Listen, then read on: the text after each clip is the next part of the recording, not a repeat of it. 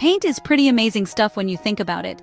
It's a colorful liquid that we can spread onto almost anything. We use it to make our houses look lovely, our cars shine, and even to create beautiful works of art. But what is it really? Well, paint is a special mixture. It has tiny, colorful bits called pigments. These are the things that give paint its color, whether it's a brilliant red, a deep blue, or a sunny yellow. These pigments are mixed with a liquid binder, which is like a glue that helps the paint stick to a surface and then dry hard. We can paint walls, wood, metal, and so much more. It's a fantastic way to change how things look and feel. People use paint for all sorts of reasons. The most obvious one is for decoration. A fresh coat of paint can make an old room feel brand new and exciting. Imagine your bedroom wall changing from a plain white to your favorite color. It instantly makes the space yours. But paint does more than just look good. It also acts like a protective shield. For things that live outside, like a garden fence or the front door of your house, paint helps to protect the wood or metal from the weather. It stops rain from soaking in and causing rot, and it can prevent metal from getting rusty. So, paint is both a decorator and a bodyguard for our belongings. The magic of paint lies in its pigments. These are finely ground powders, and each type of pigment absorbs some light and reflects other light. When you see a red car, it's because the red pigments in the paint are absorbing all the colors of sunlight except for red. They reflect the red light back to your eyes, and that's what you see. It's a brilliant bit of science happening right in front of you. This is why a can of blue paint looks blue, and a can of green paint looks green. The specific chemical structure of the pigment molecules determines which colors they bounce back. It's all about light, and how these tiny particles interact with it. So when you see a freshly painted wall, you are seeing millions and millions of these tiny pigment particles all working together. They are suspended in the binder, which has now dried and formed a solid film. This film holds the pigments in place, creating a smooth, even surface of color. Think of it like a huge crowd of people all wearing the same color t-shirt. From a distance, it just looks like one big block of color. Paint works in a similar way, creating a beautiful and protective layer that can transform our world from dull and boring to vibrant and full of life. It's a simple idea, but it has a huge impact on our daily lives. So, if paint is so great, why doesn't it stay bright and new forever? The biggest culprit is something we see every day: sunlight. The sun sends out powerful energy in the form of ultraviolet, or UV, rays. These are the same rays that can give us a sunburn. Just like they can harm our skin, UV rays can also damage the pigments in paint. They are like tiny, invisible wrecking balls that constantly smash into the chemical bonds that make up the pigment molecules. Over a long time, this constant attack breaks the pigments down. When the pigments are broken, they can't reflect color in the same way, and the paint starts to look dull and faded. Another major reason for fading is the weather itself. Rain, wind, snow, and even just the moisture in the air can all play a part. Rain can be slightly acidic, and over time it can slowly eat away at the paint's surface, exposing the pigments to even more damage. Wind can carry tiny particles of sand and dust that act like sandpaper, scratching and wearing down the paint layer.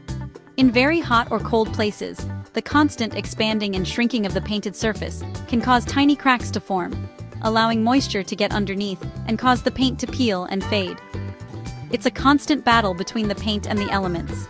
Believe it or not, even trying to keep things clean can sometimes contribute to fading.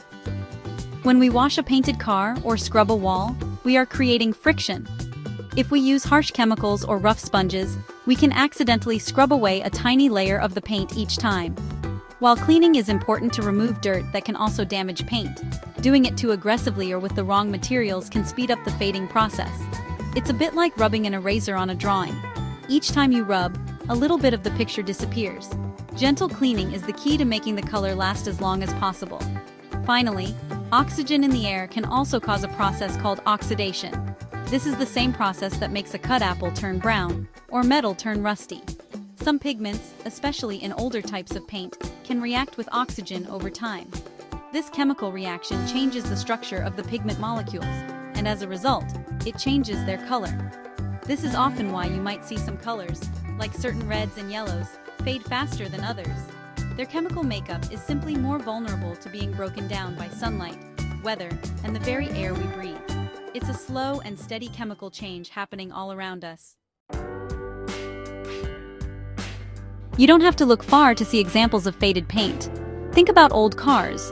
If you see a shiny, new red car next to one that's 20 years old and has been parked outside its whole life, you will notice a huge difference. The older car's red might look more like a dull, chalky pink. This is because years of sunshine have relentlessly battered the red pigments, breaking them down until they can no longer reflect that vibrant red light. You might even see patches where the top clear coat has peeled away, exposing the faded color layer underneath to even more damage from the sun and rain. It's a perfect example of UV rays at work. Now, let's think about houses. Have you ever seen a house where the side that gets the most sun is a lighter shade than the side that's always in the shade? This is very common. The wall facing south in the northern hemisphere gets bombarded with direct sunlight for most of the day, year after year. The paint on this side will fade much more quickly than the paint on the north-facing wall, which is protected from the harshest rays. You can sometimes see the original brighter color under the eaves or behind a drain pipe where the sun couldn't reach, showing a clear line between the faded and the protected paint. Outdoor murals and public art are another great place to spot fading. An artist might paint a beautiful, colorful scene on the side of a building. When it's first finished, the colors are bold and leap out at you. But come back 5 or 10 years later, and the picture might look like a ghost of its former self. The bright yellows and reds often fade the fastest, sometimes disappearing almost completely, while the blues and greens might hang on a bit longer. This is because, as we've learned, different pigments have different levels of resistance to UV light. It's a real challenge for outdoor artists to choose colors that will last.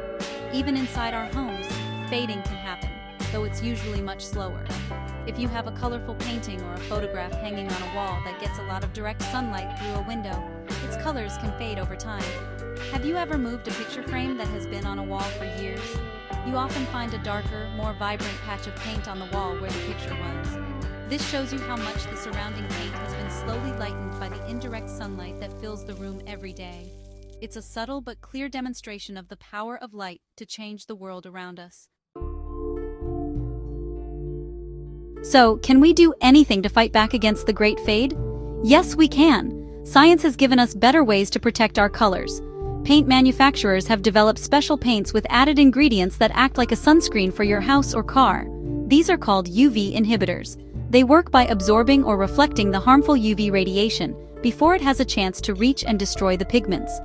When you are choosing paint for something that will be outside, picking a high-quality one with good UV protection is one of the best things you can do. It costs a little more, but it means the color will stay vibrant for much longer. Another simple strategy is to reduce exposure to the sun. Of course, you can't move your house, but you can park your car in a garage or under a cover instead of leaving it out in the open all day. For things inside your house like furniture or artwork, you can use blinds or curtains to block the direct sunlight during the sunniest parts of the day. Even a thin curtain can filter out a lot of the most damaging UV rays. Planting a tree that provides shade for a sun-facing wall can also make a big difference over the long term, protecting the paint on your house from the constant solar assault. Regular and gentle care is also crucial. Instead of letting dirt and grime build up on a painted surface, it's a good idea to clean it gently from time to time. For a car or the outside of a house, using a mild soap, plenty of water, and a soft cloth or sponge is the best method. This removes the dirt, pollution, and acidic rain residue that can eat away at the paint's surface. By cleaning gently, you avoid scratching the paint and wearing it down, helping that protective top layer stay intact and do its job of shielding the precious color pigments underneath from harm. Ultimately, the best tip for keeping paint looking fresh is to start with a good foundation and follow up with consistent care. When you first paint something, make sure the surface is clean and properly prepared. Then, apply a few thin coats of high-quality, durable paint rather than one thick one. And after that, think of it like looking after your own skin. You protect it from too much sun, you wash it gently, and you keep it healthy. Doing the same for your painted surfaces will give you the best chance of keeping those wonderful colors looking as bright and beautiful as the day they were first applied.